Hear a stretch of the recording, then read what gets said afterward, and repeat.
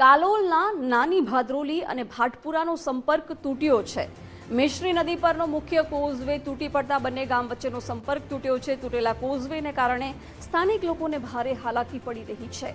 ચોમાસામાં તૂટેલા રસ્તાનું હજુ સુધી સમારકામ કરવામાં નથી આવ્યું। પશુપાલકો અને વિદ્યાર્થીઓને અવરજવરમાં મોટી મુશ્કેલી પડી રહી છે। 108 જેવી ઇમરજન્સી એમ્બ્યુલન્સ સેવા પણ ખોરવાઈ છે। બીમાર દર્દીઓને ખાટલામાં ઊંચકીને કોઝવે પાર કરાવવું પડે છે। સાથે જ પ્રસૂતા મહિલાઓને હોસ્પિટલ પહોંચાડવામાં પણ જીવનું જોખમ રહેલું છે। નદીમાં પાણી હોવાથી વિદ્યાર્થીઓના અભ્યાસ પર અસર પહોંચી રહી છે।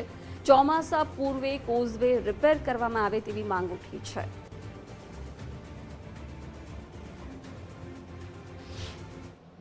કોઝવે બનાવવામાં આવ્યો હતો।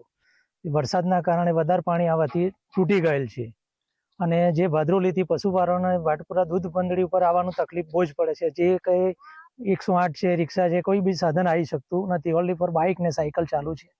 તો જે સમયે બનવાના કારણે બની ગયું અને વરસાદના કારણે તૂટી ગયેલ છે।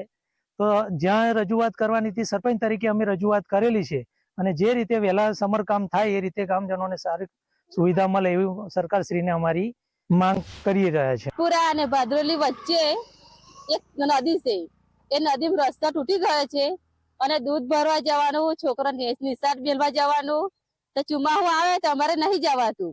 છોકરાને રજાઓ પડે, કેવી રીતે અમે નિશાળ મેળવા જઈએ? ઠેઠ નાર તૂટી ગઈ છે। નારું હરખું હોય તો આપણે મેળવા જઈએ, પણ તૂટી ગઈ, કઈ પા જવાનું કઈ પા નહીં, એ રસ્તા આપણને ખબર ના પડે।